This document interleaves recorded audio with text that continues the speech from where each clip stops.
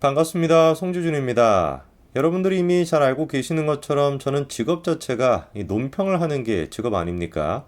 그 말인즉슨 누구보다도 민주당의 말도 안 되는 헛소리를 많이 들어야 되는 그런 사람이고, 그리고 또 그거에 대해서 평가까지 해야 되는 그게 이제 제 직업인 것인데, 얘기하다 보니까 참 진짜 이런 고단한 직업도 없을 것 같습니다.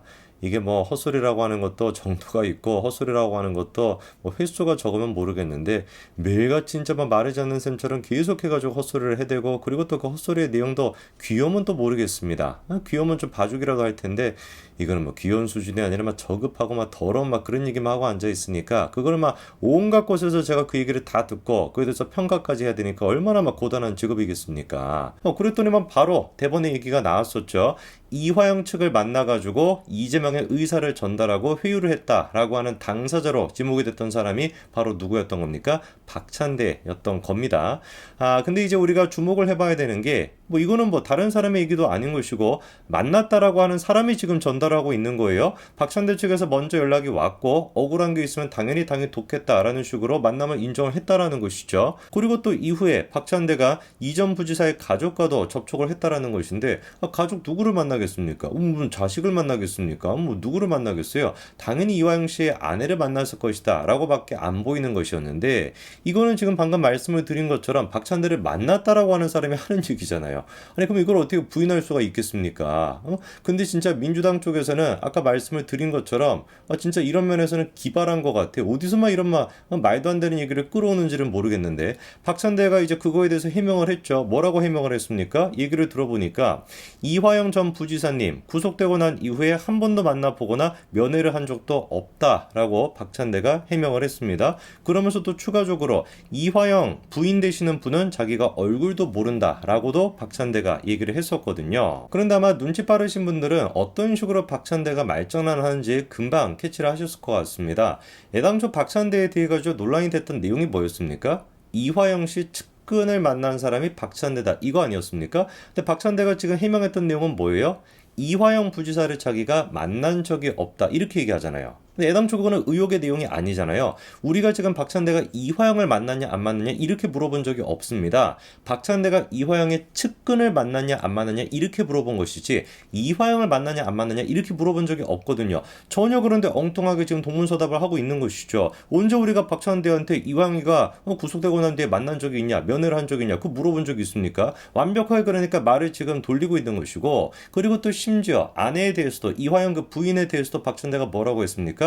얼굴도 한번 본 적이 없다, 이렇게 얘기합니다. 설마 했죠. 설마 박찬대가 얼굴도 본 적이 없다라고 하는 얘기를 글자 그대로 얼굴도 본 적이 없다, 얼굴을 본 적이 없다 라는 뜻으로 쓴다라고 누가 도대체 상상이나 했겠습니까? 정상적이고 상식적인 사람이라고 한다면, 내가 그 사람 있잖아 얼굴도 본 적이 없어 라고 한다면 뭐라고 우리가 이해를 하겠어요? 이 사람이 저 사람을 모르는구나 라고 이해를 하지, 글자 그대로 얼굴을 본 적은 없고 통화를 한 적이 있다 라고 생각하는 사람이 누가 있겠습니까? 그거 이제 개딸이나 뭐 제명인의 말에서나 통용되는 그런 상식인 것인데, 알고 봤더니만 그 얘기가 맞다라는 거예요. 얼굴을 본 적이 없다라고 하더니 진짜로 얼굴을 본 적은 없고 통화는 한 적이 있다, 이런 이야기가 나오고 있습니다. 지금 이제 TV조선 단독 보도에 따르면은 최소 한 차례 이상 통화를 했다라는 거죠. 근데 생각을 해보십시오. 이렇게나 지금 큰 사건에 대해 가지고 박찬대라고 이름까지도 TV조선이 박아놨는데, 이거 뭐 취재를 똑바로 안 하고 했겠습니까? 택도 없는 소린 것이죠. 이거는 그냥 빼박, 통화를 했다라고 하는 당사자가 통화 기록을 넘겼거나 이미 뭐 확보를 했을 것 같고요. 그리고 한 차례 이상, 최소 한 차례 이상이다라고 얘기하는 걸로 봐서는 여러 차례 통화했다라는 것까지 이미 취재가 끝난 상태일 겁니다. 그렇기 때문에 단독 보도를 낸 것이고, 바로 또 그렇기 때문에 박찬대가 말장난을 했던 것이죠. 이화영의 측근을 만난 적이 있습니까? 라고 물어봤을 때 이화영을 만난 적이 없다라고 얘기하는 것이고, 이화영 씨 부인이랑 접촉한 적이 있습니까? 라고 물어봐도 통화한 적이 있다라고 얘기하는 것이 아니라 얼굴도 본 적이 없다, 이런 식으로 말장난이나 하는 거 아니겠습니까? 참으로 그러니까 박찬대가 이재명스럽다라고 얘기할 수가 있는 거예요. 이재명에도 어떻습니까? 뭐 물어보면은 맞다 틀리다 그 얘기를 안 하잖아요. 이런 인간이 어떻게 사이다라고 하는지 모르겠습니다. 지 입맛에 맞는 것만 그냥 얘기하라 하는 것인데, 맞다 틀리다는 결코 얘기하지 않고 맨날 그냥 하는 얘기가 소설을 쓰고 있는, 이렇게 얘기하는데, 소설이 어떻습니까? 어느 정도의 픽션도 들어가 있고 어느 정도의 뭐 논픽션도 들어가 있는 거 아니겠어요? 교묘하게 그러니까 진실과 거짓이 섞여 있는 거 그거를 이제 얼버무려 가지고 그냥 소설을 쓰고 있네라고 얘기하는 거 그게 이재명이가 답변을 회피하는 방식인데 참으로 진짜 박찬대가 그거 하나만큼은 잘 배운 것 같습니다. 이런 인간들을 보면서 사이다다 뭐다라고 지지하고 있는 인간도 똑같은 수준이라고 봐야 되는데 지금 보십시오. TV조선이 그렇게 단독 보도를 냈습니다. 통화했다라고 하는 사실까지도 공개를 했죠. 박찬대 지금 하고 있는 짓거리 보십시오. 한눈에 보는 알찬데 꽉 찬 듯이면 어디서만 저런 멘트는 배우는지 모르겠는데 저런 짓거리나 하고 앉아 있습니다. 저는 진짜 비극이라고 생각이 들거든요.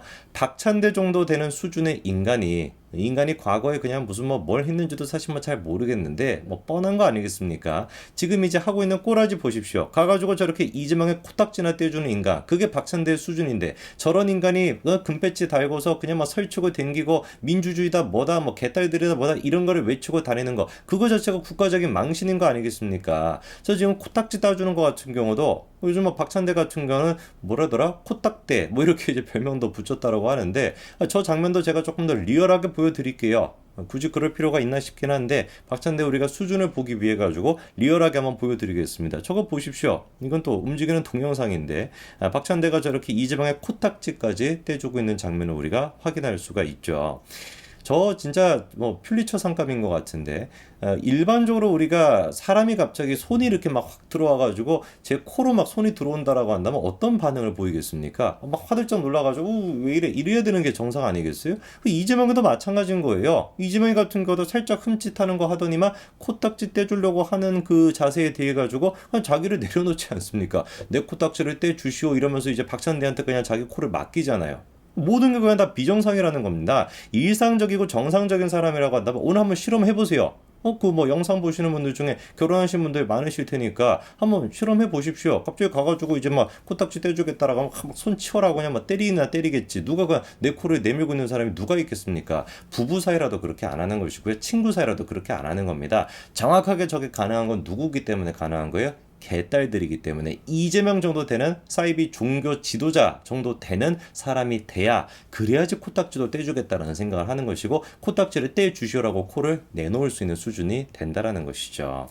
정말로 저는 이 이재명이 됐거나 박찬대가 됐거나 이런 인간들을 하루빨리 정리하는 것 말고는 대한민국이 정상화가 되는 길이 없다라고 보는데 다행스러운 건 뭐겠습니까? 지금 이제 지들끼리 그냥 막 자폭을 하고 있어가지고 금방 뭐 이재명이도 정리가 될 것 같아요. 그렇게나 설쳐됐던 이화영 씨 부인도 마찬가지 아닙니까? 자기가 그냥 뭐 아무도 시킨 것도 아닌데 인터뷰에 나와가지고 뭐라고 또 실토를 해버렸어요.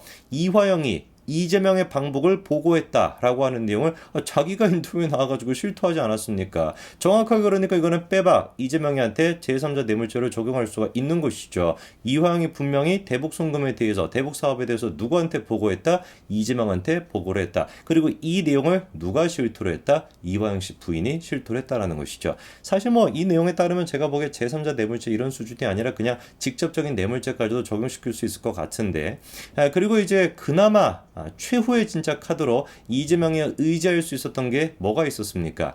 이화영이가 헷가닥 해가지고 야 그럼 내가 그냥 이화영 씨 내 그 아내의 뜻에 따르겠다 변호사 그냥 내가 해임하겠다 라고 하는 게 그나마 이재명한테 남아있던 유일한 생명의 동아줄인데 그것도 끊겨버렸습니다. 결국에 이화영 씨가 아내가 해임서를 냈던 변호사를 해임하지 않기로 결정을 했죠. 저에게는 바꿔 얘기해서 지금까지 나왔던 이화영 씨를 둘러싼 모든 이야기들 이재명에 대해서 변심한 거 아니냐 이재명이한테 보고를 한 거 아니냐 이 모든 이야기가 어떻다라는 거예요? 사실이다 라고 하는 걸 반증하는 그런 모습이 되겠죠.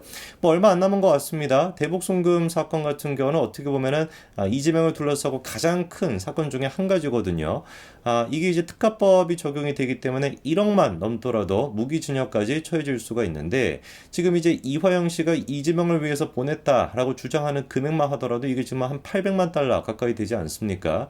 800만 달러 중에서 1억 이상만 인정이 되더라도 우리 생에 다시는 이재명을 볼 수 없는 그런 결과가 만들어지게 될 텐데 정말 속히 하루빨리 그날이 왔으면 좋겠습니다. 이재명이 없는 세상 상상만 해도 행복하지 않으십니까? 여기까지 말씀드리겠습니다. 감사합니다.